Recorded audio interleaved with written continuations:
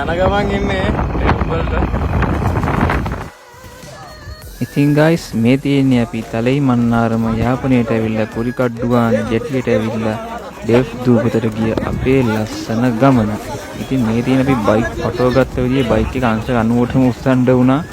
මොකද මෙතන බෝට්ටුව මාර උසයි. ඉතින් අපි යෝධය වගේ අපේ කොල්ල දෙට්ට විතර තින්දා සහ බෝට්ටුවේ අයියලා තුන් දෙනෙක් අපිට ගොඩාක් උදව් කරමින් අපිට බයික් ටික ෆොටෝ ගන්න නම් ගේමක් වුණේ නැහැ. සහ පිළිවෙලට අපි බයික් ටික ගහගත්තා. මොකද තවත් බයිසිකල් 3-4ක් මේකට පටවන්න නියමිත වෙලා තිබ්බා. ඉතින් මගේ බයික් එකක් පටවලා තව බයික් දෙකක් වගේ අපිට පටව ගන්න තිබ්බා. අනිත් බයික් ටික පැටෙව්වා.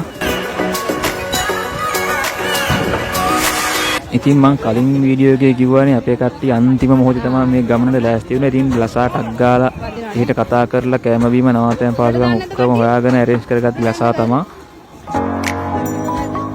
මේ නේවි එකේ අයියා අපිට ගොඩාක් උදව් කළා. ඉතින් මෙතනට ඇවිල්ලා ඉතින් අපිට බයික් උස්සලා ගන්න විදිය බෝට්ටුවට බයික් පිළිවෙලට දාගන්න විදිය එයා තමයි කියලා දුන්නේ.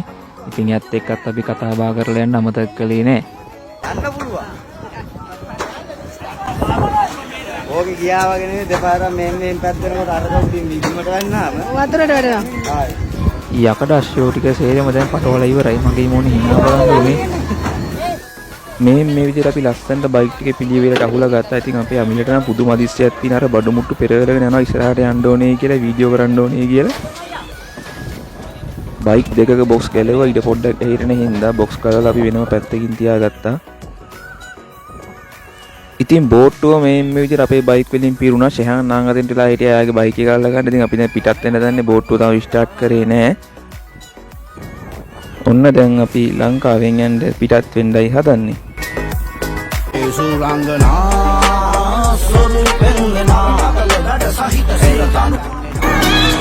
අපේ පැතුම් තමයි ඉතින් අතනට වෙලා බයික් තුනම බලාගෙන මාරම කැපවීමකින් ඉතින්ට වෙලා බයික් ටික අල්ලන් හිටියා. ඒ කැපවීම නම් මාරයි ඈ. මෙතනදී අපේ ෂෙහාන්ගේ බයික් එක පොඩ්ඩක් වැටෙන්න වගේ ගියා. ඉතින් ලොකු හානියක් වුණේ නැහැ. වයිසරේ කඩලා ගියා භාජකේ. ඉතින් ඕගොල්ලෝ දේශදූපති අනිවාර්යෙන් සංචාරක යන්න මේකට මහ ගාණක් වැය වෙන්නේ නැහැ බෝට්ටුවට. ඉතින් බයික් එකකට රුපියල් 500යි සහ එකකට 200ක් රුපියල් 700ක් වගේ සුළු මුදලකින් ඕගොල්ලන්ට මේ ගමනට සහභාගී වෙන්න පුළුවන්. ආන් අර පැත්තට යන්න තියෙන්නේ අපිට. අපි දැන් ටිකක් ලං කරලා තියෙන්නේ. ඉතින් පොඩ්ඩක් තෙහෙට්ටුයි දැන් පැය එකමාරකට අඩිය නම් ආව දැන් අපි මුහුදු ගමන.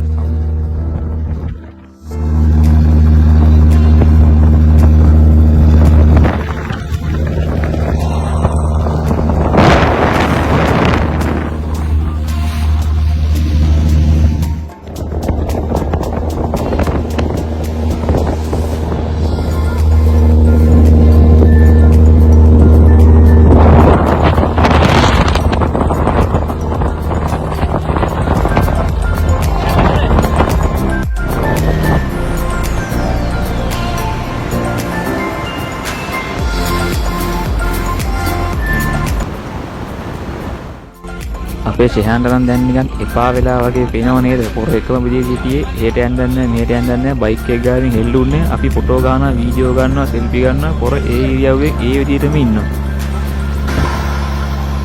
මේ වීඩියෝ එක බලන ඔයත් අනිවාර්යෙන් දේවස් දූපතේ සංචාරක යන්නම ඕනේ. ඉතින් ඒ පිස්සු ඇති කරන එක තමයි අපේ මේ වීඩියෝ දාන එකේ බලාපොරොත්තුව. ඉතින් මේ වීඩියෝ එක මෙතනින් අවසන් කරනවා. ඊළඟට අපේ දෙවෙනි වීඩියෝ එකෙන් හමුවෙමු. දේවස් දූපතේ අපි එහෙ ඉඳන් බයික් පටවගෙන ආයි මෙහෙට ආපු අපේ ලස්සන සංචාරය